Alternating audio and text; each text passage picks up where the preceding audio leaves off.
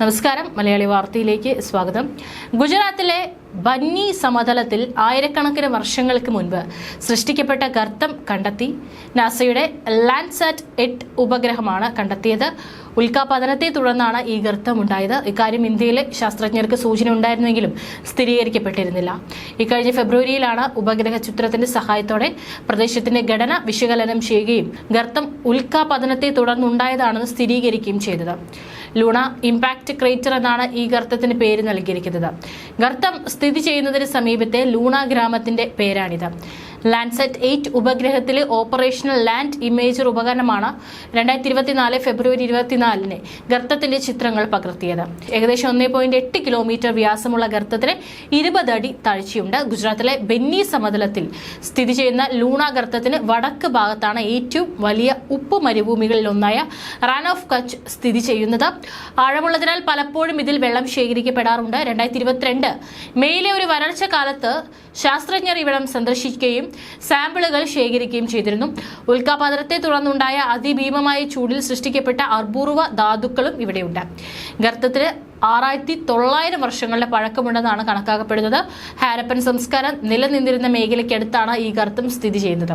BC 3300 BC 1500 കാലഘട്ടങ്ങൾക്കിടയിലാണ് വെങ്കലയുഗ സംസ്കാരമായ Sindhu നദീതട സംസ്കാരം നിലനിന്നിരുന്നത്. അതായത് 5000-ലേറെ വർഷങ്ങളുടെ പഴക്കം ഹാരപ്പൻ സംസ്കാരത്തിനുണ്ട്. ഏതായാലും ഉൽക്കാപതന കാലത്തെ ഈ പ്രദേശത്തെ മനുഷ്യ സാന്നിധ്യവുമായി ബന്ധപ്പെട്ട കൃത്യമായ വിവരങ്ങളില്ല. ഭൂമിയിൽ ഇത്തരത്തിൽ ഉൽക്കാപതനത്തിലൂടെയുള്ള ഗർത്തങ്ങൾ അപൂർവമാണ്. അതിനാൽ ലൂണ ഗർത്തം ഏറെ പ്രാധാന്യം അറിയിക്കുന്നു.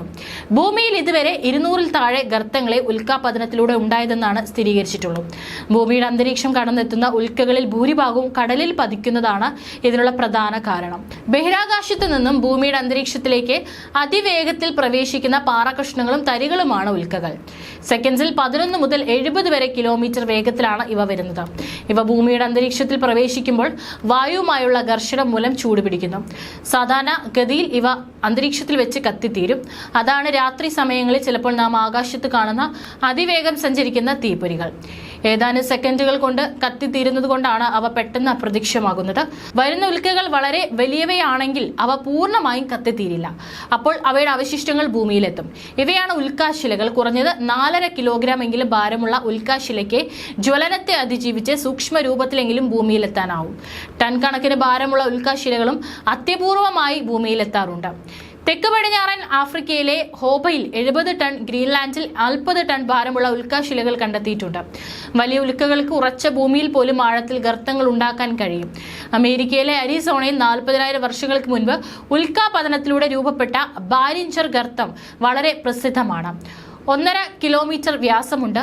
ഈ ഗർത്തത്തിന് ഉൽക്കാപതനത്തിലൂടെയാണ് ചന്ദ്രന്റെയും ബുധന്റെയും ഉപരിതലത്തിൽ നിറയെ ഗർത്തങ്ങൾ ഉണ്ടായത്.